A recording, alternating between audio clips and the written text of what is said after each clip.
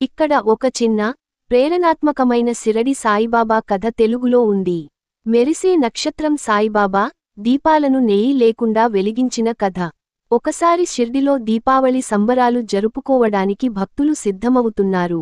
గ్రామంలోని కొన్ని మహిళలు బాబా వద్దకు వచ్చి అడిగారు, బాబా, మీరు కూడా దీపాలు వెలిగించండి. బాబా నవ్వుతూ చెప్పారు, నెయ్యి లేదా నూనె ఉంటేనే కదా దీపాలు వెలిగించగలుగుతాం. భక్తులు భయపడి అన్నారు, అది నిజమే బాబా, కాని మేము మీకోసం కొంచెం నూనె తీసుకొచ్చాము. అయితే బాబా ఏమయ్యారంటే, వారు తీసుకొచ్చిన నీటినే దీపాల్లో పోశారు. ఆపై అందరూ చూస్తుండగానే దీపాలు వెలిగించారు.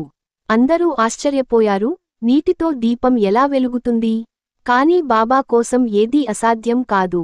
ఇది సాయిబాబా యొక్క అలౌకిక శక్తులలో ఒక ఉదాహరణ. చిన్న చిన్న మెరుపులు. ఈ కథలో బోధ ఏమిటంటే, భక్తి మరియు విశ్వాసం ఉంటే అసాధ్యమేమీ లేదు. సాయిబాబా దేవుడిలా ప్రేమ, నమ్మకం, దయ వంటి విలువలు బోధించారు.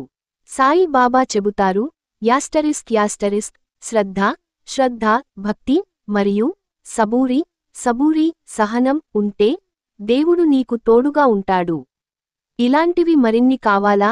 చిన్నపిల్లలకు నచ్చే కథలు చెప్పగలను లేదా ఆయన జీవితం గురించి వివరంగా చెబుతాను.